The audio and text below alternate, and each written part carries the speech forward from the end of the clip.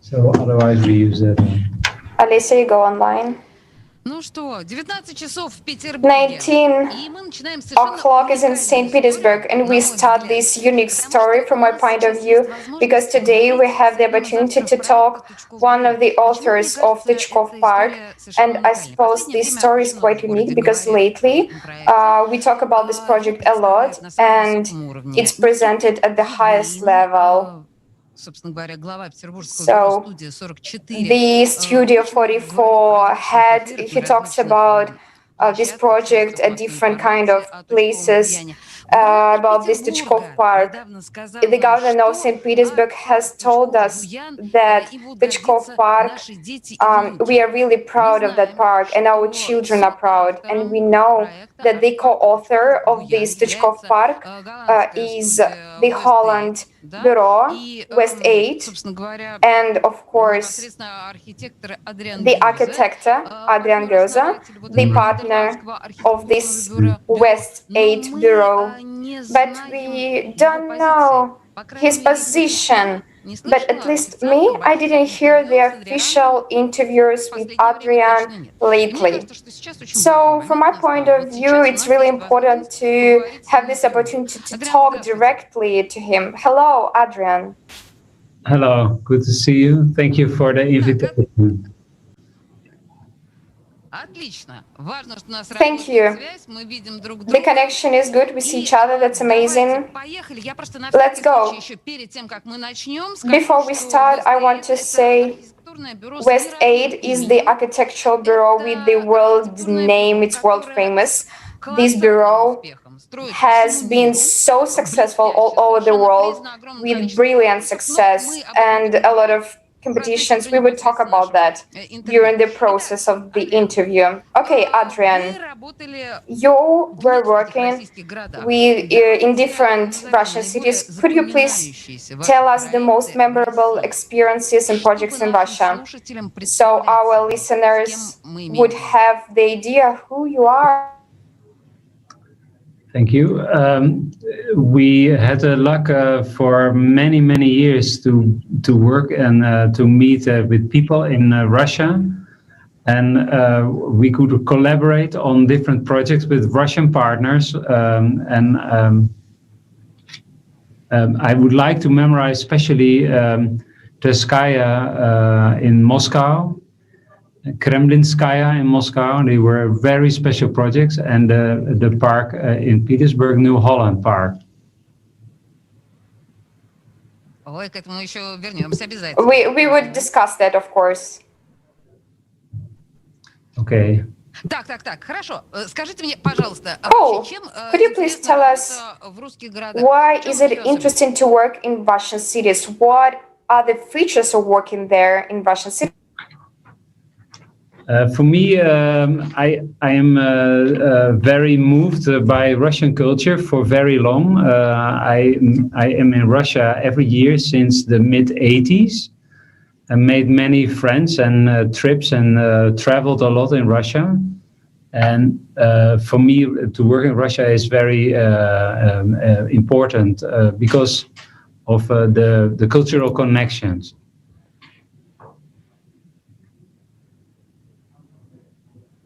The culture connection, you mean from able to develop that project, because in 2004 this complex was on fire and there were a range of projects that were there were a lot of different emotions towards the variety of projects.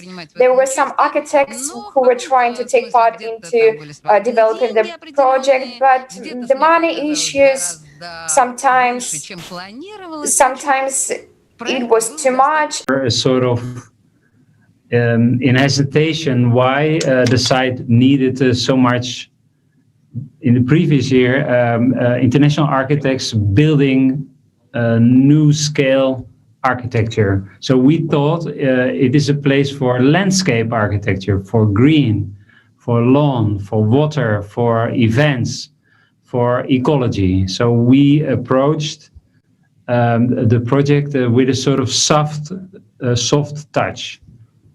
Instead of architecture and buildings, we made green. And that was the sort of, the sort of new direction.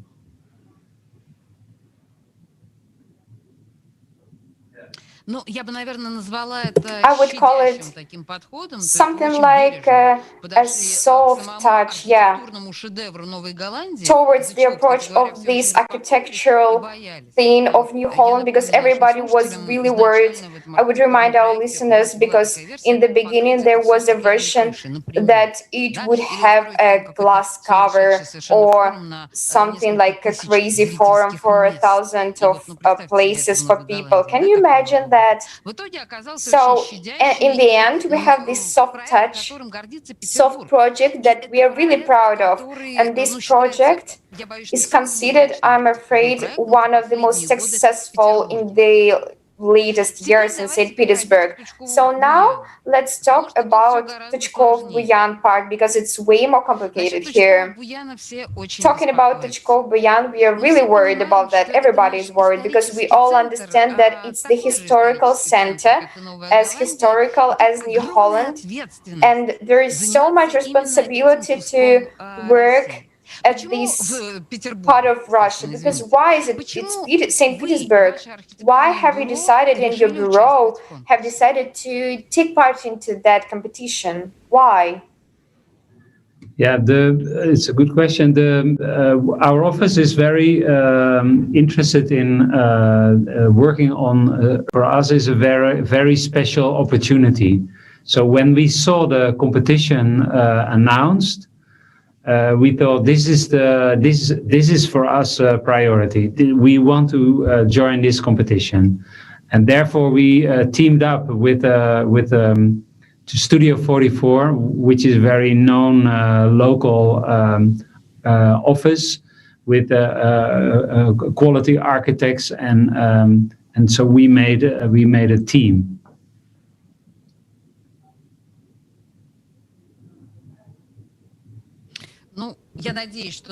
I hope that for all of us, we are quite lucky that you won this competition, so it's going to be really good. So tell me, the park is announced as a romantic park. What does it mean, romantic? What is the concept of the romantic park? How can we understand that?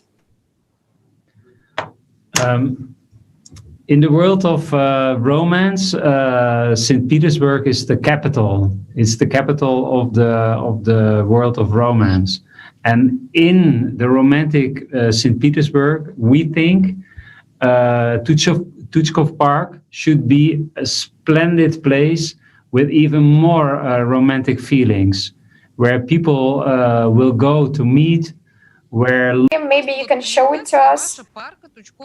So the presentation of Tuchkov-Buyan Park in your vision, could we please do that? Okay, so we see that. Maybe Arina, our interpreter, would tell us what do we see now. So we teamed up with Studio 44 and organized a charrette, a workshop in our office in Rotterdam, where at least 4 of the team members from Studio 44 stayed with us for several weeks, and then we made a project together.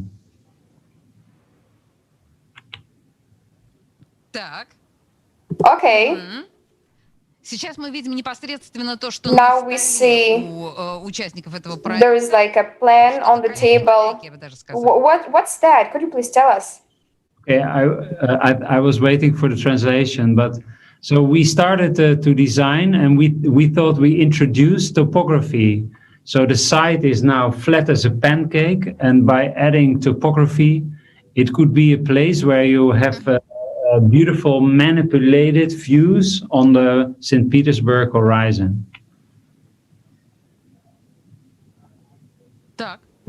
Okay. Then the next step is that we thought St. Petersburg has already world-class spaces where also the local community, but also the visitors go.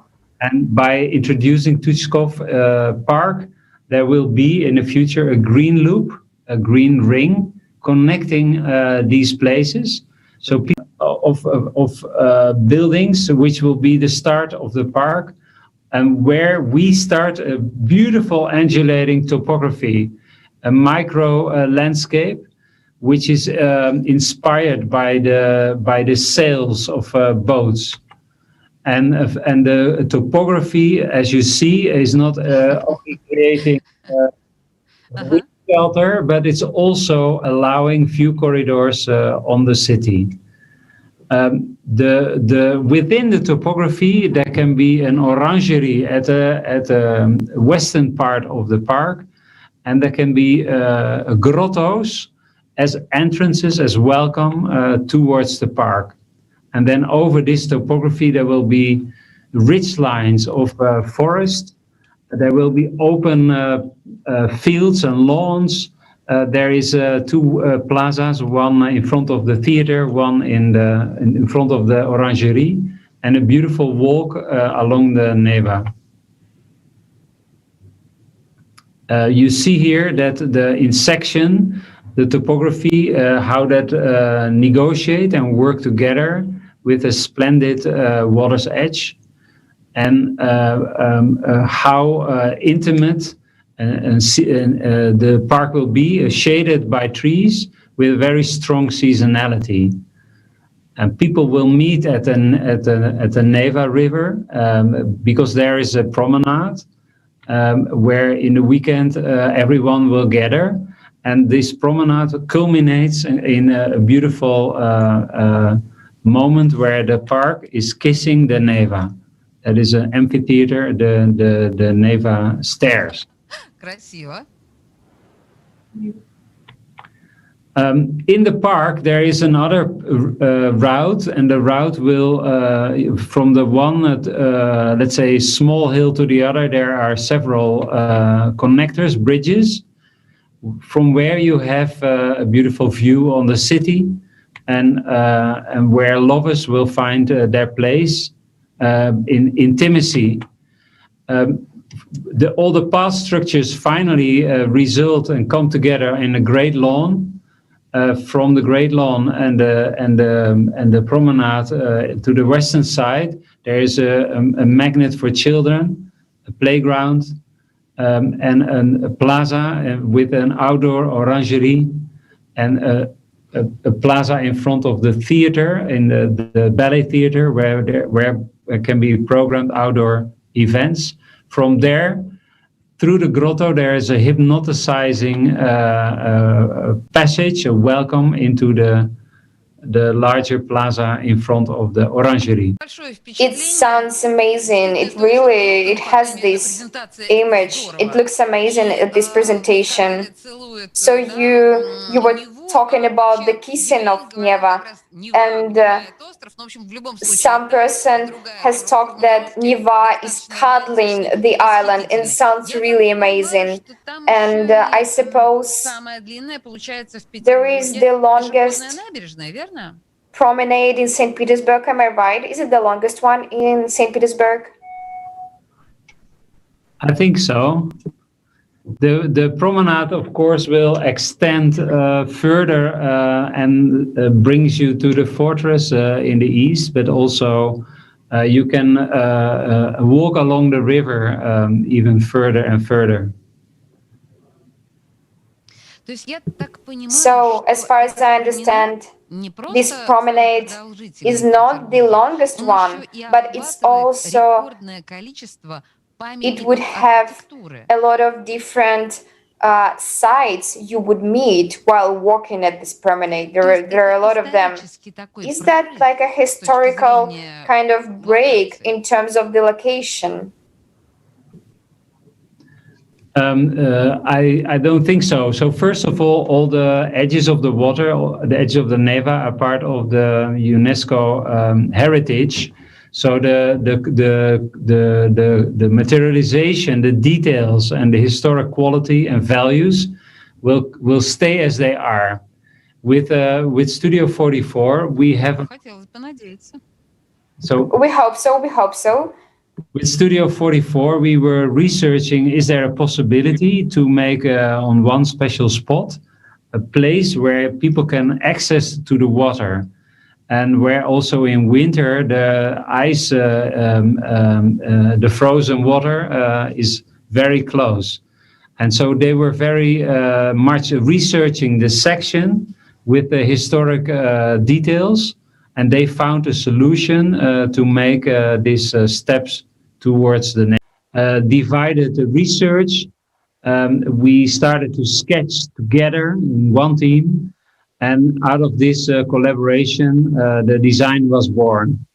And I think the collective intelligence of the both teams can be easily seen in this project. Of course, there is a lot of logic that the softness, the ecology, the undulation, the topography, and also architectural elements, they are fully integrated. And I think that on Facebook or everywhere. And with Adriaan allowance, I would ask a few questions from our listeners. Is that possible for you? Is that okay for you, Adriaan? Yeah. Okay, so the first question is, so what about the trees? How many trees are we going to have? We normally plant trees in various ages, so they are young and old. So we will plant a few hundred old. Where we had a lot of young trees in the park looked a bit bald, I would call it like that. It's like naked. What kind of trees do you want to? So we will take especially a sequence of trees, because I mean, when we did the competition was district.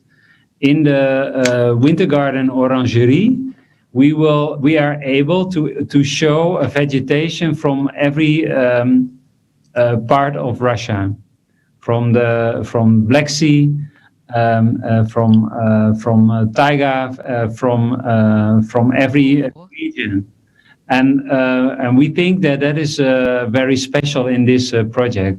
There's also a small winter garden where we can even have some palm trees, some tropical vegetation. Wow, I'm surprised. It's going to be in the heart of St. Petersburg. Can you imagine that? And if we talk, okay, again, the question from the listener. If we talk about those trees who are already growing without any orangery and without the winter garden, what is going to be below them? If there's going to be like the concrete foundation or some soil? It's the question from the listener. Yeah. So the trees in the park, because we make topography, are in very good soil, and the trees in Orangerie, they are in very large pots. So there is like in the old days, Orangerie trees, they are in a pot, which are often 1 cubic meter of soil. And these are, for example, lemons and olive. Freedom, because you are working on a vision. And what was very complex for us, there were two things. First of all, if you work in St. Petersburg, the project should be considered keeping the historical qualities of the city and the details of the site. And also due to the fact that we were in a team with Studio 44, we were analyzing these very important elements of the city. And so the second thing I remember was very complicated, that today's site has a concrete floor, and to build a park on that is very complex. So we were researching the technical sections, how to overcome growing a park on a place which is partly in construction as a parking garage, and has a very concrete floor. And the outcome, of course, finally was that we introduced topography.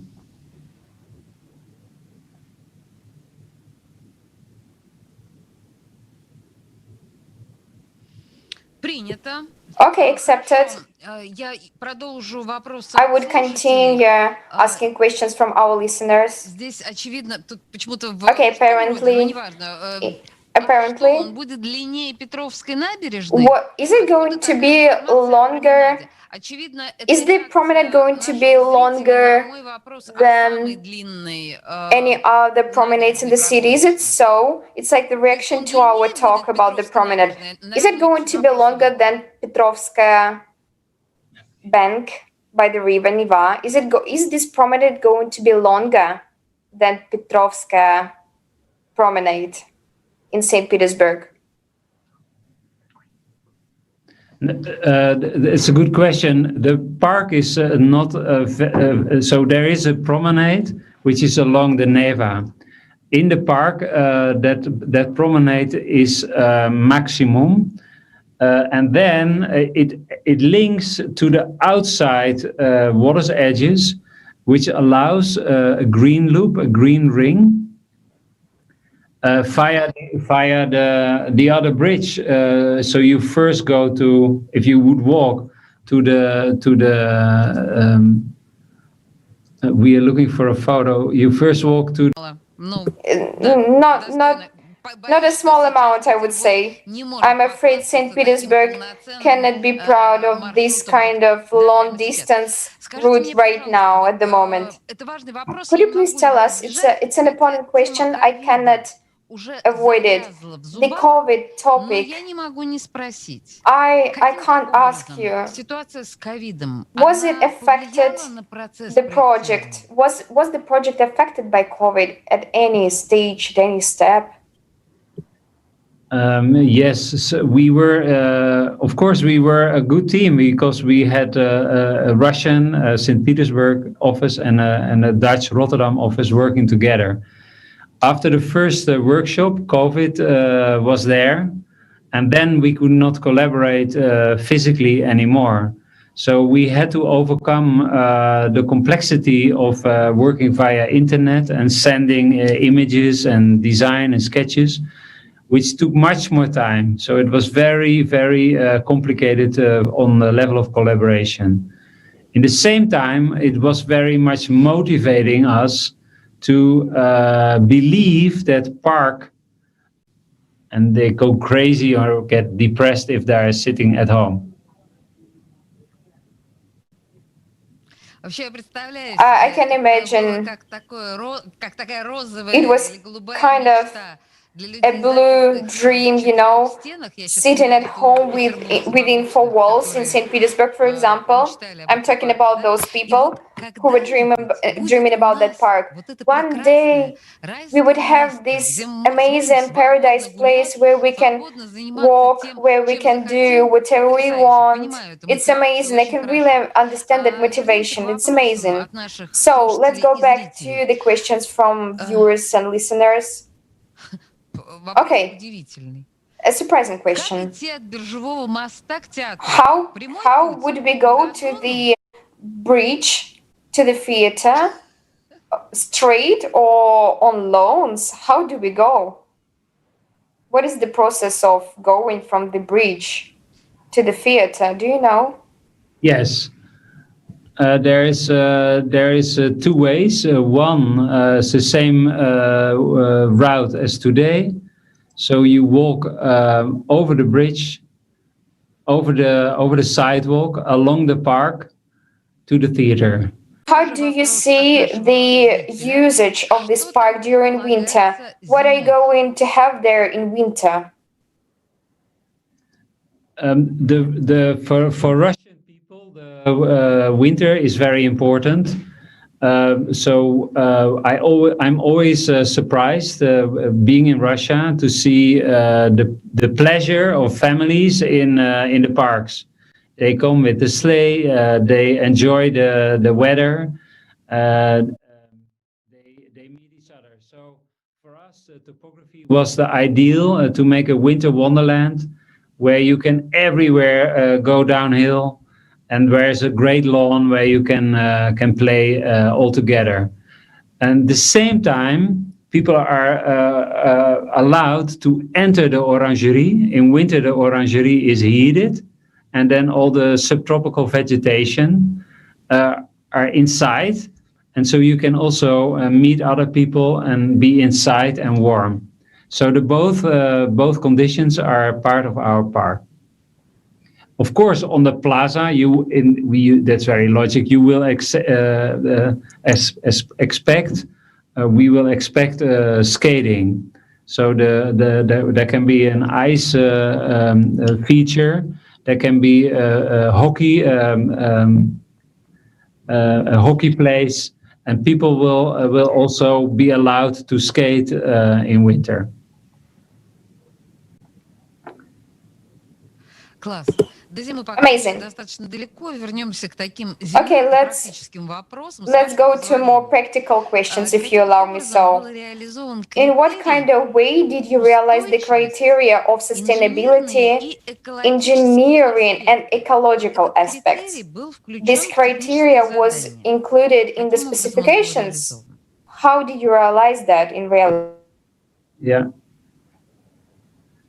So first of all, we today see a site which is harsh and in concrete, and we will change that in a softscape with very good soils for planting, and trees will grow there and will stay there forever. They will be 200 years old and sustainable.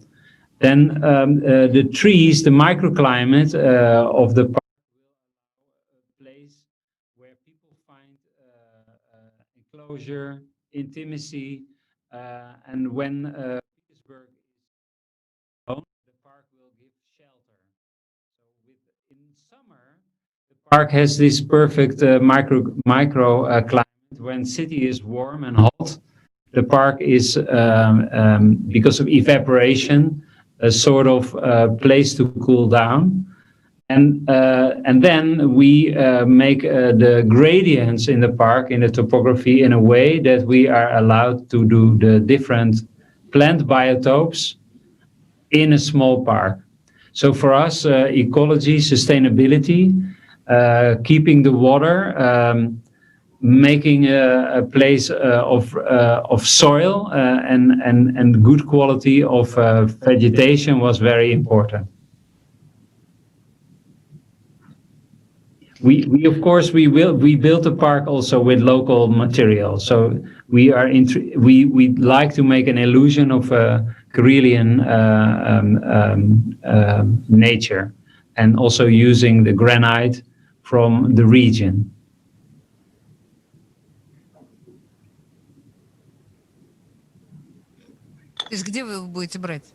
Where are you going to take this granite? In Karelia? Absolutely. Accepted, great. Okay, if we talk about features, the climate features, and remember that Neva is kind of cuddling your park, we understand you or us, visitors, we would encounter with elements of flood. Maybe Neva would cuddle the park in that kind of way. Did you think about that? Yeah, if you think about Petersburg, the history of Petersburg and the narrative of St. Petersburg, the Neva and the flooding is maybe the most strong one. It is in literature and poetry. It is, and you can see it in painting. So for us, flooding is very interesting subject. There's no doubt that the stairs, the Neva stairs, they will facilitate water levels to be higher and lower, and whenever the Neva will flood all over the city, the hills of the parks will sustain the flood. But I hope that will not happen. Were there any kind of ideas that you wanted to refuse at the process of work? And if so, then why? No, I don't want to refuse the work. I want to accept the work and work hard with the Russian team to make this park built. Now, the park is a fantastic opportunity for the city, and we would be so proud to help. I'm afraid you didn't get the idea. Did you have any ideas that you created for the park that you were not able to implement in real life for any reason? Did you have any?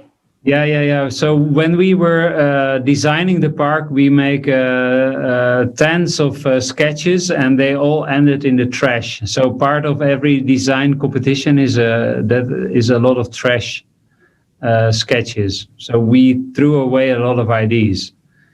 But in general, we were, for example, we had many sketches for the layout of the park. But in general, from day one, we try to make the park softscape, romantic, and that was not a bad idea. And so I don't regret.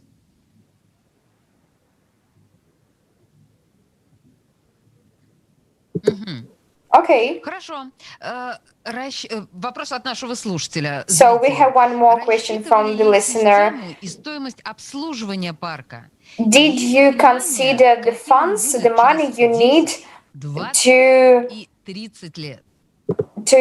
like handling the park? Do you have any idea how the park would look like in 15 or 10 years?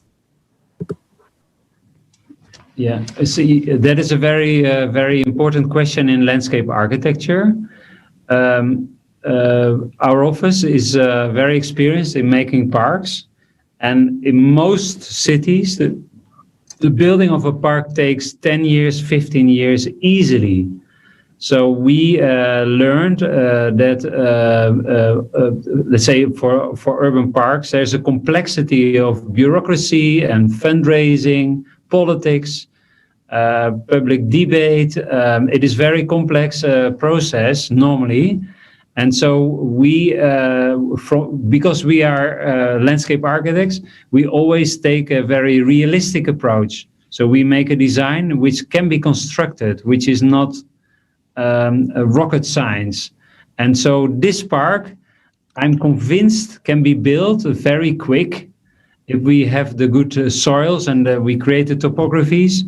We can easily plant the trees, and especially the subjects such as a playground or orangery or grotto, they need a little bit more process and a little bit more budget. So I hope that will come. But I'm very optimistic that this park will be realized one way or the other.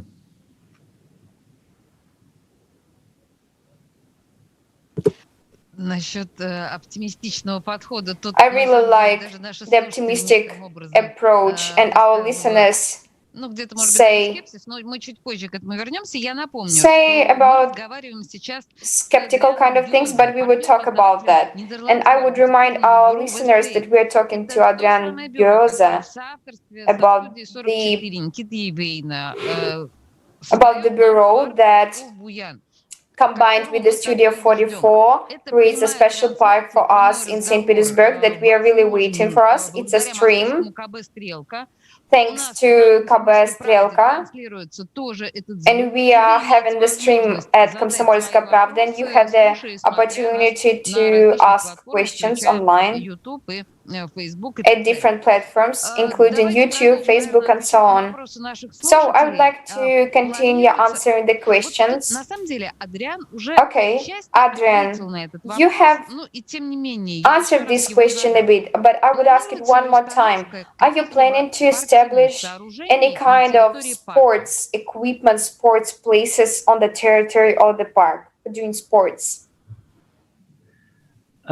First of all, I think the best parks in the world, they have allowance, great lawns, where every type of sport can happen.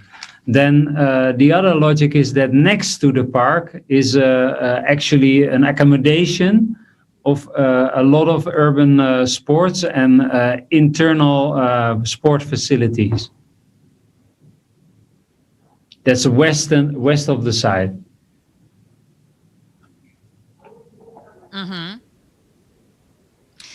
Okay. Adriaan, we have this kind of tradition in Russia, and in St. Petersburg itself, we are not allowed to go on foot, on lawns. That is quite irritating. Would we be allowed to walk barefoot on lawns and to relax there, lay on the lawns? Would that be possible for us? Of course, I would change that tradition in Russia tomorrow. So we learned that Petersburg people were extraordinarily happy to see in New Holland that there was a fundamental allowance to walk on the lawn, to sit, to picnic, to frisbee, to football, to play with children, to run with the dog, and the people enjoy that. Of course, it's very complicated because the quality of the grass, if you use it too intensive, is very complex. Because when the weather is wet and people walk on the grass is complex. I would like to try to help us to lay down. I would come back to the competition. Your bureau has taken part into a lot of different kind of competitions and international, including. So from your point of view, our competition, how was it organized? Were the specifications quite, clear for you? The competition was very well organized. The brief was extraordinarily ambitious, and there were very good guidance what was expected and what was taboo. So I was impressed about the competition organization. The only thing for us, which was very complicated, was that there was what kind of a taboo was there? Well, there were like where are the view corridors and where was the edge and where the parameters of the site. So that was the. Mm-hmm. Okay.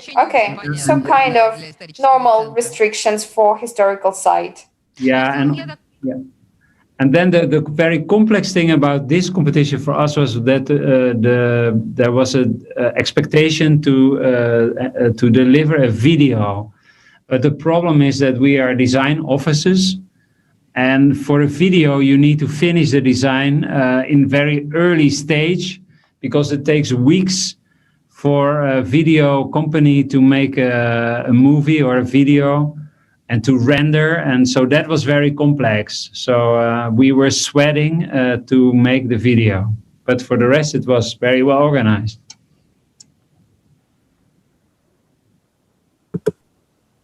Okay. Our listeners are really interested into details. Let me ask a few questions regarding the details. Прорабатывалась ли световая концепция зонирования по уровням освещенности? Did you work out the lightning and the levels of lightning? And did you have different kind of specters of lightning? I suppose this is a specialist who is asking. So zoning and using different kind of lights. Did you think about that?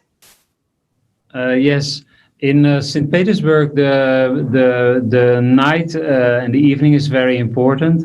Not only in summer, but because there is the midnight experience, but also in the long winter. So we were intrigued by making an illumination scheme which gives the park the skating ring or the bridges, where we can have some special illumination. And then the very interesting thing is that we believe that in some of the hills there will be grottos. People will access the park through a grotto, and there will be a hallucinating experience of an illusion of Karelian geology. And that will be illuminated as well. But in general, we think that a park in Petersburg has a very soft and romantic moonlight illumination. It's not Las Vegas, not. Значит, слушайте, я Okay. поняла, про лунный свет это великолепно. Я еще ни About разу не moonlight слышала, is по amazing. крайней I've мере, в never heard России, anything чтобы like лунный that in свет Russia, that the использовался moonlight would как, be used ну, часть, as a собственно part говоря, of антуража. Но the я слышала construction, I would слово call it like that. галлюцинации и иллюзии в гротах. I heard the Возможно, hallucination and grots. неточный Could перевод you или maybe the Адриан interpretation, именно or это имел в виду? what did you mean about the hallucination and those kind of things? Yeah, it is very complex to say this in words because you almost need images for the effect. Mm-hmm. But imagine in old gardens and parks, there were often grottos. And sometimes in the grotto there was a sculpture, a Hercules or Poseidon. And so we think it is a very interesting theme that if you create a topography, hills, that there could be a sort of welcome, which is designed like a grotto, which is designed like geology. Of course, we will not literally do that, but we will make an illusion of it with contemporary architectural perception. So it will be a pixelation-like architecture. Слушайте, звучит очень Wow, интригующе. it sounds really intriguing. Такая, наверное, одна из основных интриг будет I для нас, для suppose всех. this is one of the Еще great вопросы intrigues that we от would наших have. слушателей. И, And как also быть, we как would have продолжение этой истории с a few other освещением, questions from listeners предполагали ли about вы the illumination. использовать для эксплуатации Did you парка think альтернативные to источники use энергии? Например, alternative, солнечные батареи. И for какое example, ваше solar отношение к этому? batteries? Would you use those kind of energy sources? And what is your attitude towards those sources? Yeah. So I'm not sure that people understand the moonlight effect. So we think about lamps which don't cause glare. You know, glare is very. If you are in a public space, there's often lamps. They shine into your eyes directly, and that is not very comfortable. So we are selecting lanterns which drop the light downwards and don't have the glare. Then the amount of lumen is low and not high in a way that is mimicking moonlight. So we are not using natural light, but we make a moonlight illumination effect. Normally we use energy saving lamps. So we use LED illumination, which doesn't need a lot of electricity, and which is very today's standard. Also, for this park, we think that is the right approach. And I'm not interested in high-tech battery type of solutions, because often in Nordic conditions is very complex. We also work in Toronto, in Canada, very cold winters. So technology is often complex in a harsh climate, in the outdoor space. Things are wet, things are frozen, and so you have to make a park very robust, very resilient. And batteries are not resilient. They are not.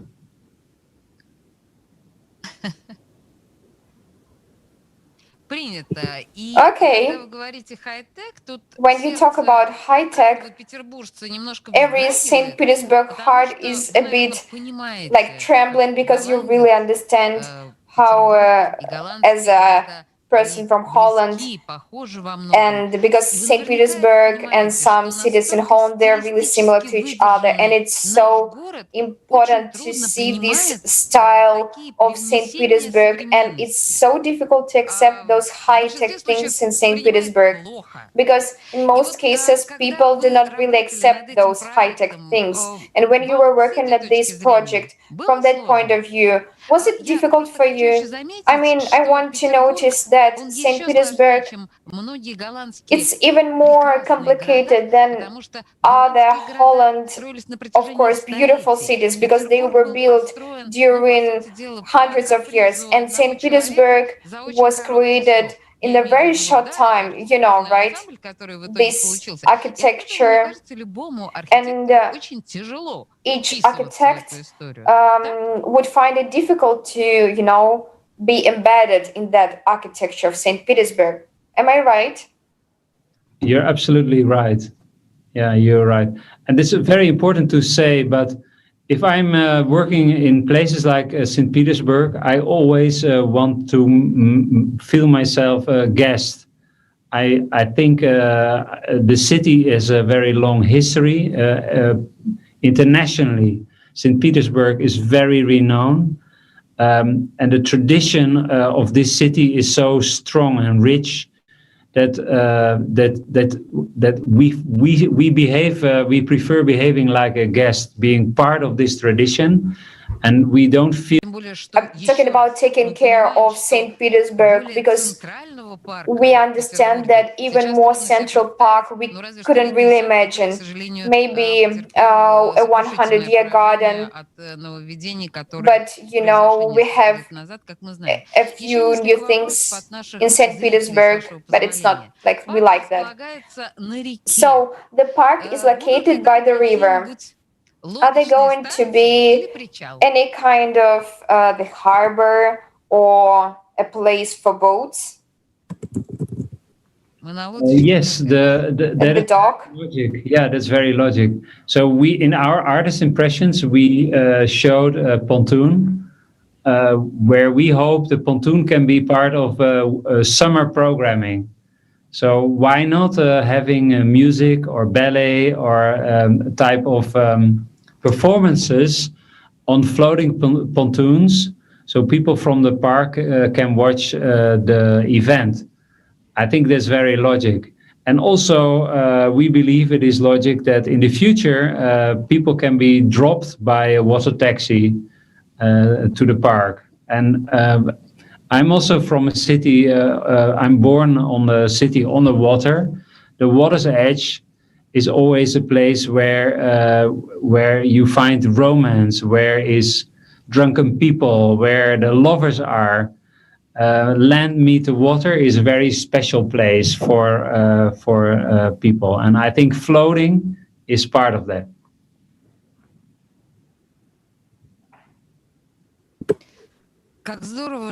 Okay.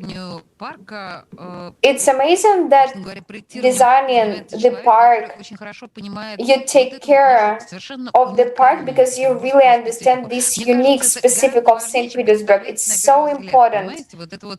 It's even more important when you think about that at the first stage, you know?